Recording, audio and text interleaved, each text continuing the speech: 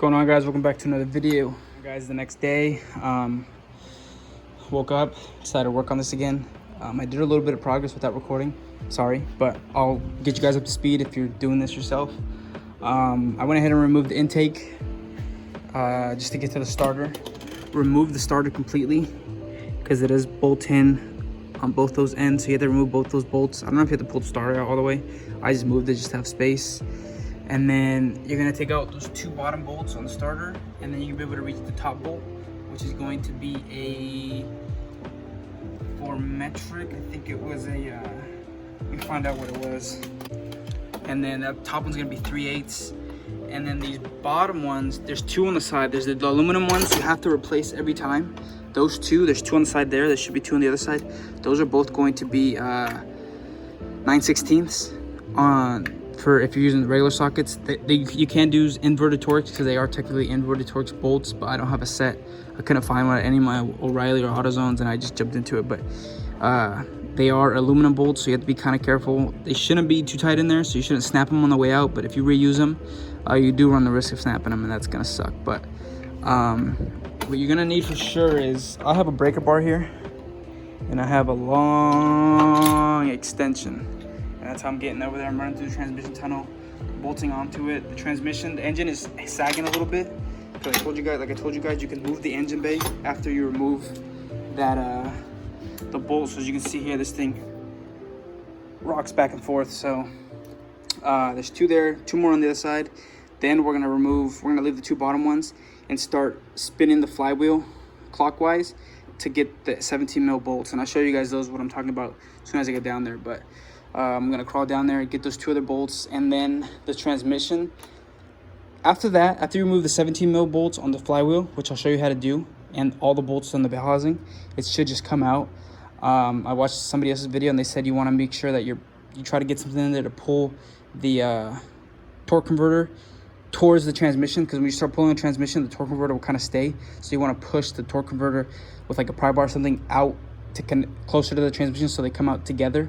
And then as soon as I get these a little more loose, get into the two rear ones, I'm gonna get the trans jack and throw it under there, and then strap that down and start supporting it so we can start really rocking it back and forth and getting it off. So let me get these bolts off and I'll show you guys what I'm talking about. All right, guys, so my phone ran out of memory and I didn't want to stop, but as you can see there, we got a gaping hole. So like I said, let me give you guys a quick rundown as to what you need to do. You will need to take the catless downpipes, or whatever you have, the downpipes. They have that bracket on the side, and you will have to take out the two 12mm bolts, or else when you try to back it out, it'll hit it and it won't come out. After that, it's just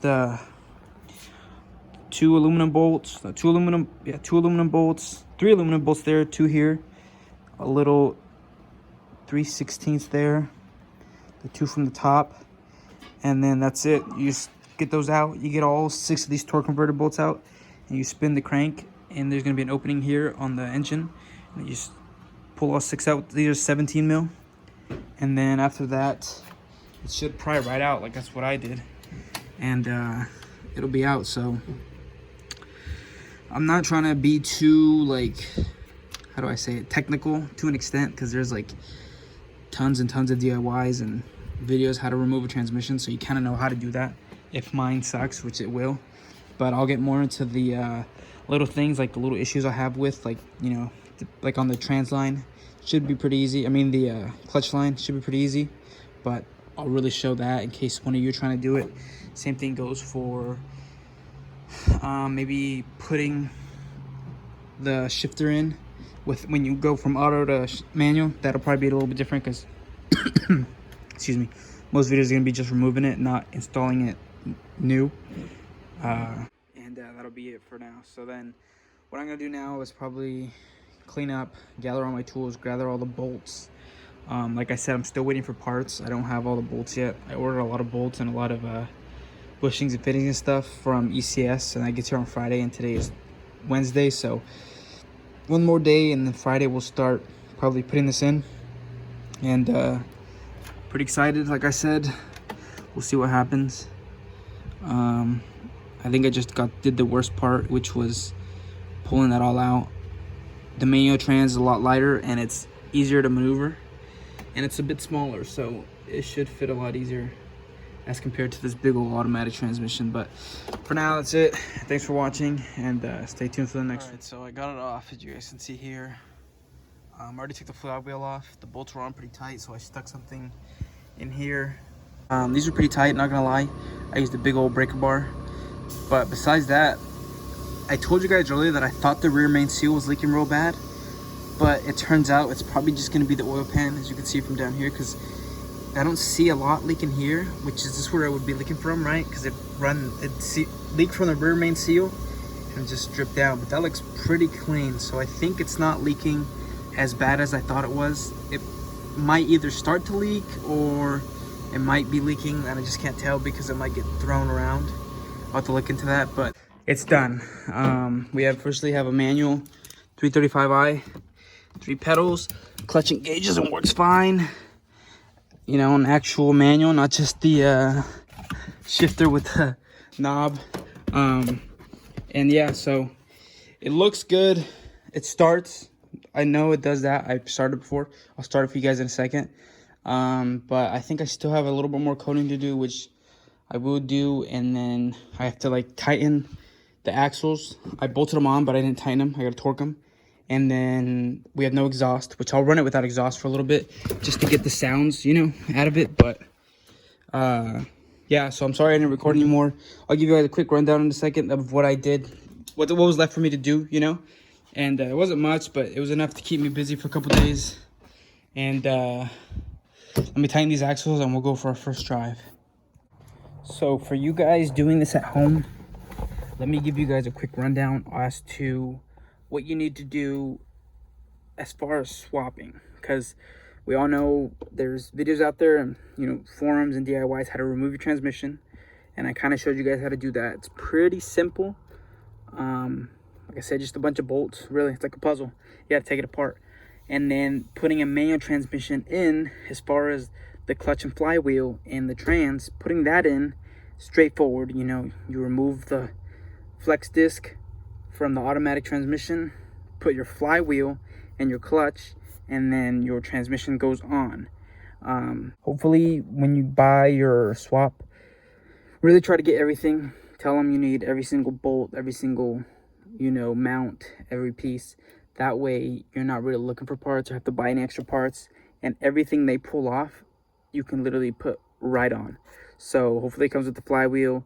The bolts, they aren't like aluminum or anything, so I'm pretty sure you can reuse them. I reused, he only had 6 of them, I needed 8, so I bought 2 new ones, used the rest, Loctited them on with medium strength. The flywheel might not ever come off, honestly. Even if I do a new clutch, I don't think I'll ever go stage 2, because like I said, this car is really just going to be like a little low, you know, light mods, burble tune of course, but nothing crazy with this thing.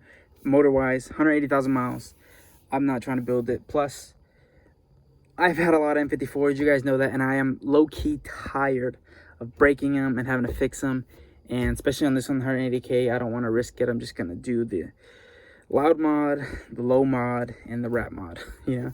So that's going to be it for this. So once you do that, once you do the transmission, you put it on. The hard part, or the manual swap part, is really going to be the clutch pedal, which if you get it with it, you will see that you literally unbolt the automatic brake pedal and disconnect it from the brake booster, and then you pull it off.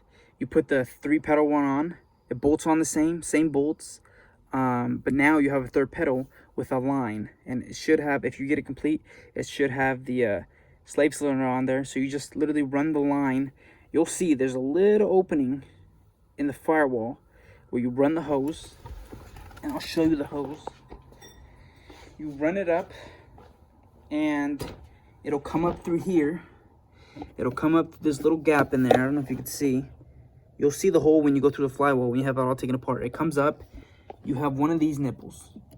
You cut that there, which is what I did on this side, and you connect the hose, and that's it. Now you're getting brake fluid to the slave cylinder and clutch cylinder. So after you do that, you will have a working, or a completed line from the reservoir down to the clutch pedal, and then you'll run a line behind all these along the firewall, and it'll come out through there behind the gas pedal basically, and that'll be another line. It'll be a hard line until a high pressure hose, and then that's going to be a loose hose down there coming out of your firewall.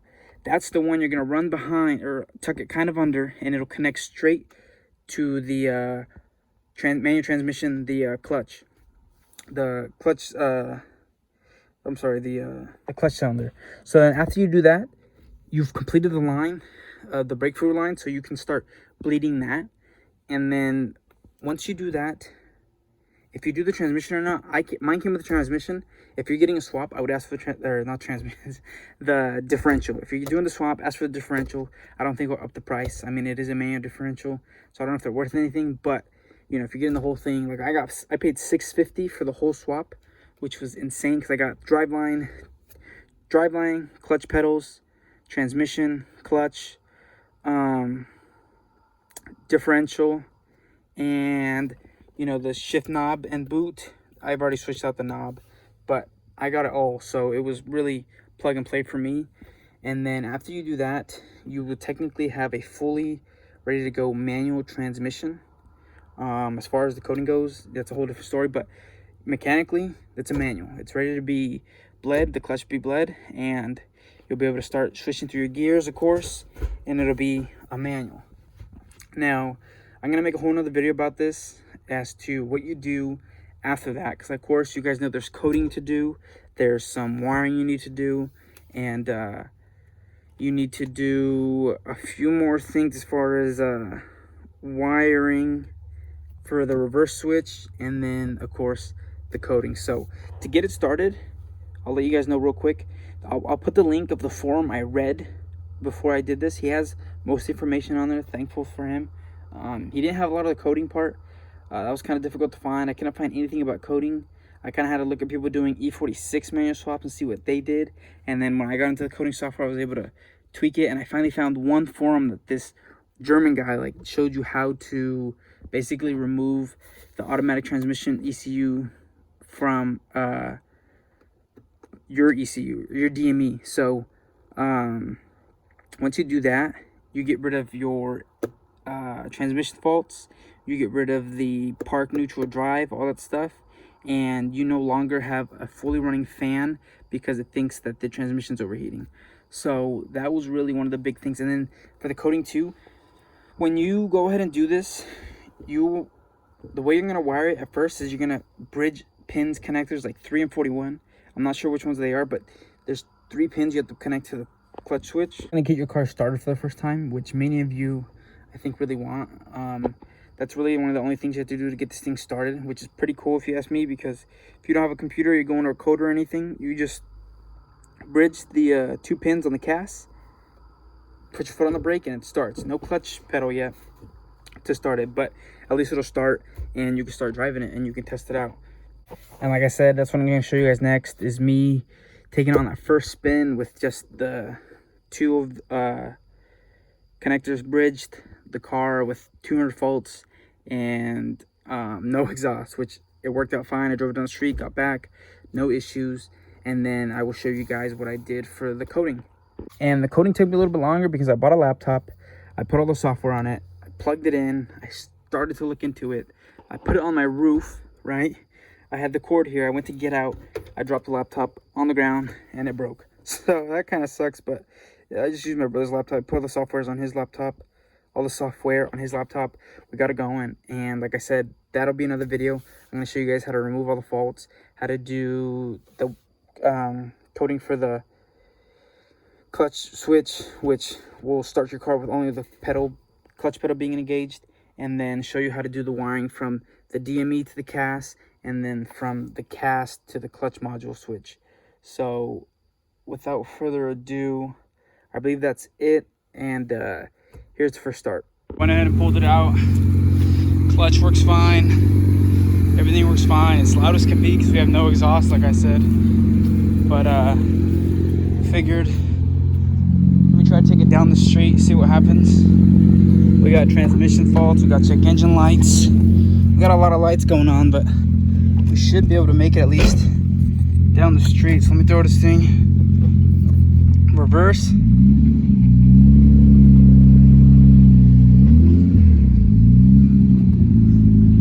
Make it out of my steep driveway.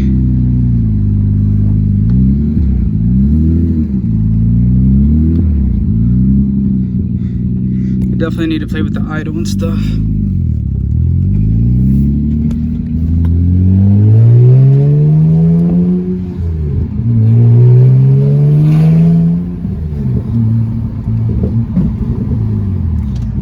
Woo!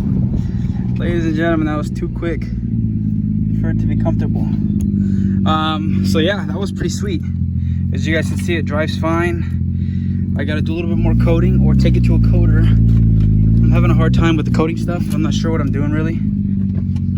First time coating, but I mean, we got it running and driving, so that's automatically a start, right? Put it back in first, and then up the street we go again, boys. Romp it.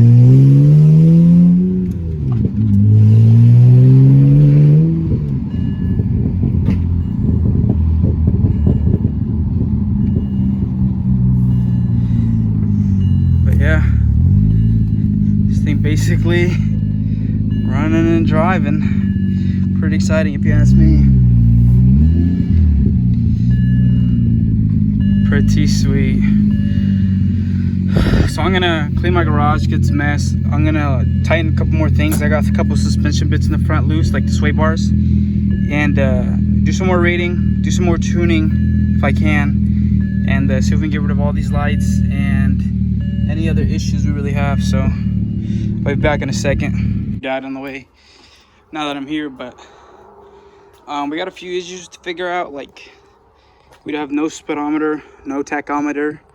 I still have the transmission module light, so that means that this thing still thinks it has a automatic, but for the most part it runs and drives. So I'm just gonna start buttoning up the bottom end. I drove it down the street, no vibrations or anything, so I can put the exhaust back on and the drive line covers, the heat shields, and then start working on all the little kinks, because there's a lot of little kinks that I have to fix. Like, if I would have had the fan plugged in, it would have ran all the way on. If I want to delete the trans cooler, I got to get new bottom coolant hose, and then probably a new radiator, or cap the radiator where the fitting goes in over there. Little stuff like that, but nothing we can't handle now. I mean, the main thing was the manual swap, which we got done, and yeah, that's about it. So I guess to conclude the video, we have a fully swapped 335i. As you guys see the last part, I had paddle shifters in this car. I removed them. I took the whole steering wheel off. It was the M Sport one. This is just a regular Sport one with no paddles, which now suits this car. And I'm gonna do the steering wheel wrap. I kept the M Sport trim off the other one. Probably gonna get a carbon fiber one. Since this is a keeper, guys, we're gonna actually put some time and effort and money into this thing. So I'll get the carbon fiber trim, the quality one, not the overlay, because I hate the way those bulge out and I don't like them. So we'll get the carbon fiber. We'll get the steering wheel wrap. I'm gonna see if they can make a custom one and add the orange stripe here with possibly orange stitching. If they don't have orange stitching, it's fine, or the orange stripe. I think I'm just gonna go with either a yellow, or like in the last car in the 135, a red with the tricolor stitching, which I think if they can't do orange, whatever, you know, I'll live with it, and I'll get the red one like we did last time, and it'll look sweet. I have future plans for this thing, you guys know. Possibly a new cluster, which would be sick, especially since I have the older one. You see how this is 210 300? It's just like the 328s, where it only shows lower temperatures, so it goes all the way up to like the half of that, because they do run around 240 for the oil temp at least. And as you guys can see here, I put a new shift knob in it. I went the eBay special 6-speed one, just till I can afford the M Performance small short shift knob, and then Alcantara boot as well. But yeah, this thing runs and drives. I got the exhaust on. Let me show you guys real quick how it sounds. We did a muffler delete, cut them off myself. Wrong key, X5 key. Where's the other key? There's the other key. There we go.